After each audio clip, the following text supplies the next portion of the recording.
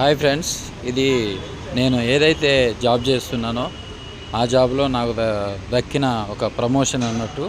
అంటే ఎక్కువగా సేల్ చేయడం వల్ల నన్ను ఆ యొక్క కంపెనీ చాలా బాగా సత్కరించింది, సన్మానించింది, అప్రిషియేషన్ చేసింది.